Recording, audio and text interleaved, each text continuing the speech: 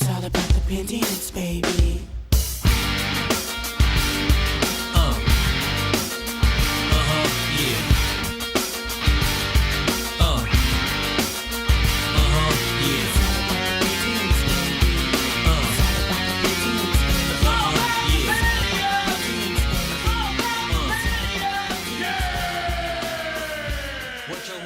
Hey guys, it's Homebrew here. Happy Homebrew Wednesday and a Merry Christmas. Although Christmas isn't here yet, it's slowly approaching. And I went ahead and put up the tree, got everything all set up, and I thought it was a good time to shoot a video next to the Christmas tree. And what better thing to do next to a Christmas tree than review a homebrew. And so I'm going to review PookaNC's beer today. I've got it right here, and this is the International Belgian IPA, Wild Boys Brewery, Farmington, North Carolina. Really small, was it 8% alcohol by volume, and bottled on October 22nd. So let me show you the label. Pretty awesome label, as always. I've already drank one of his beers. It was the Pooka Pale Ale. It's very good. And then I'm going to try this one. But before we do that, I got a special package in the mail, and no, it is not beer mail. It's even better than beer mail.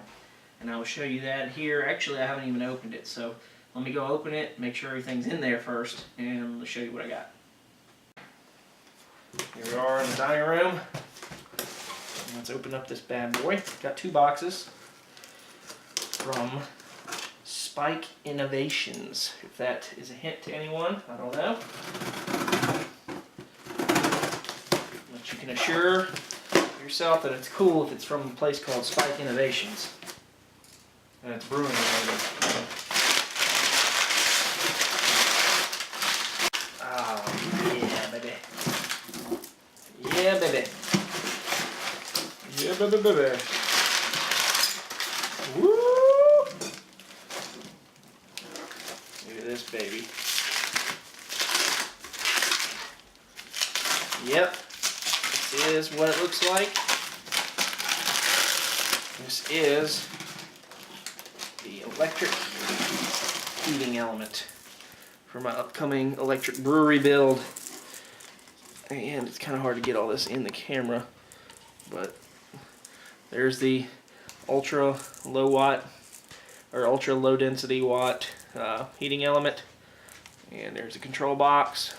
So this just kind of right on the side of the pot, and this box is on the outside of the pot, and this element goes inside. Got two of those. Yeah. Okay. I need to repack this safely. I don't want this to break.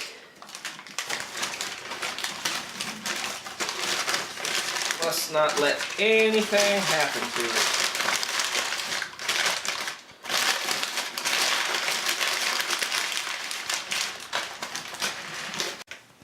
Now onto the second box. So two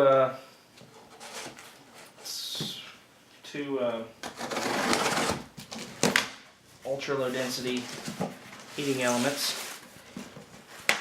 They are 4,500 watts a piece, I believe. And in this box, number 2, behind curtain number 2. Oh shoot, that's awesome. That is one giant stainless steel Hermes coil. Look at this bad boy, oh my god. That's freaking awesome. Look how many coils that is of stainless. Look how big this sucker is. You guys got an idea of the size pot I'm going to be using, right? This gives you an idea. That's freaking awesome. Custom made. I'm going to be using a 30-gallon Blickman Boilermaker. So, ideally, I could make up to probably 25-gallon batches if I want to, of weak beer, but 20-gallon batches of pretty much any kind of beer that I could ever want.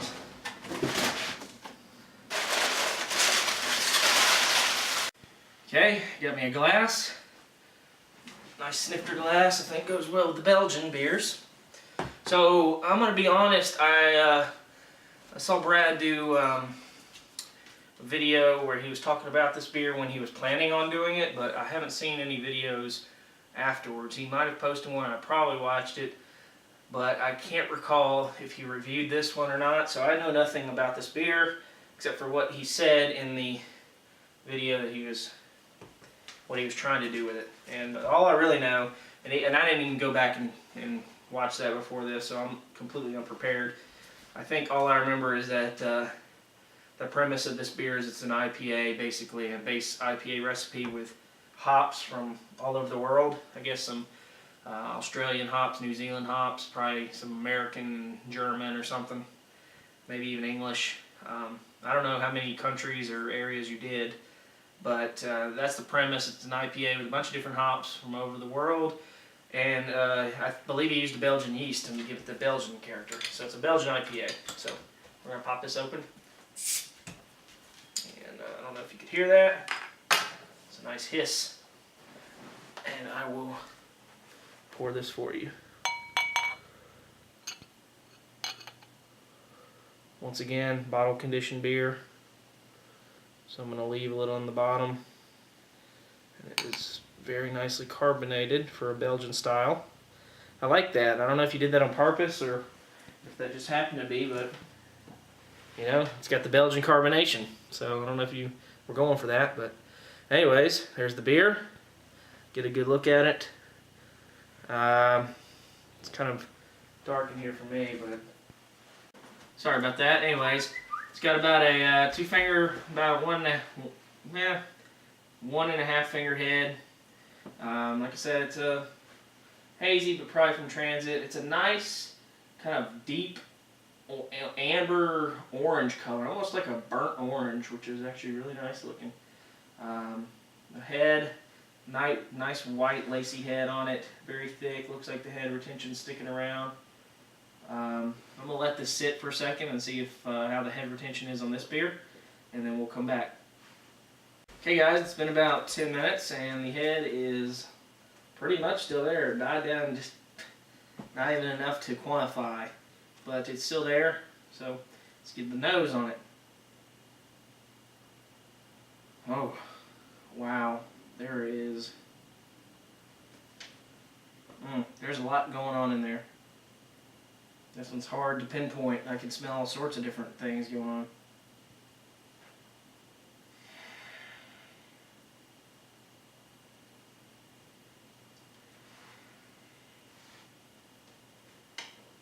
I think right off the bat I'm getting citrus, probably from your New Zealand hops, maybe even your American hops, depending on which ones you chose. It's kind of got a citrus smell to it. Not necessarily that you use Citra, but it smells kind of like a similar smell. Yeah, I'm getting a lot of tropical fruits and citrus on this. And I'm actually picking up some of that Belgian yeast character a little bit. Almost like a little spiciness in the aroma. A little bit of grapefruit, but not much. It kind of smells similar to your pale ale, honestly, with a little more complexity. There's different kinds of tropical fruit and citrus smells, but it's mainly citrus. So, anyways, let's dive into this guy. It's a great color. I'm guessing you used caramel malts of some sort in this, and who knows what else. We'll see what we get in the flavor. Body is, I'd say medium to medium light.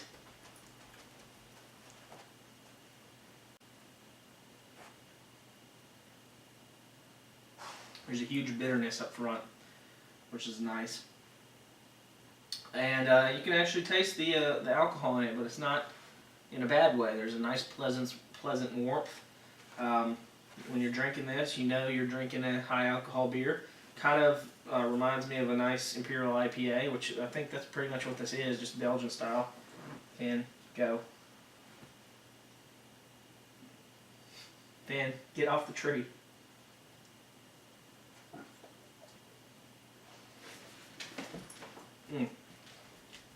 Yeah, it's just like it's got like a nice dry finish as well. As far as hops go,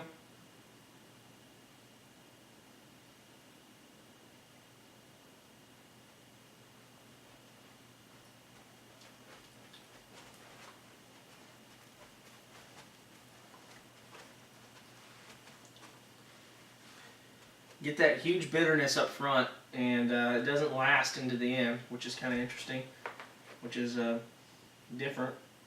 I don't know what hop you used for bittering, but it's a nice crushing bitterness up front, and it kind of fades out as it goes, which is not a bad thing.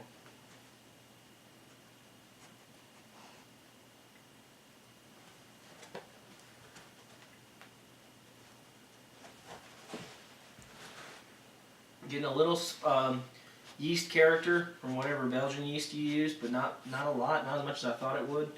I think the hop bitterness and flavor and the alcohol are masking the yeast flavors more so.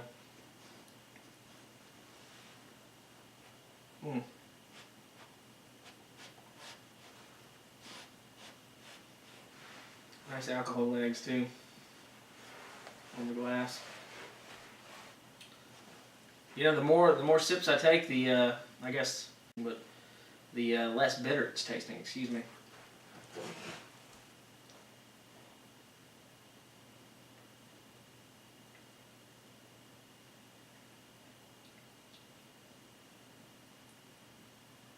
I'm having a hard time pinpoint.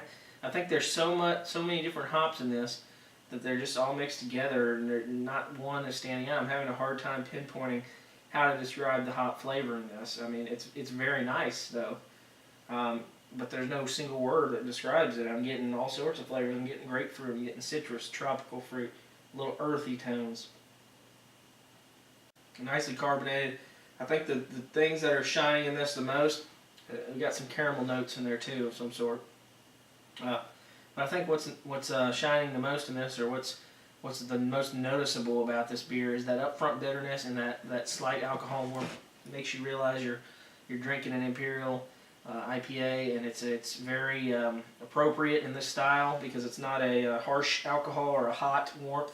It's just in the background, just kind of reminding you that this is not a session beer. And honestly, this tastes like a really good imperial IPA to me. The Belgian character was getting it a little on the nose. Getting a little spiciness, and that's probably the Belgian character, but I'm not tasting a huge lot of the Belgian yeast. This is a mighty fine beer.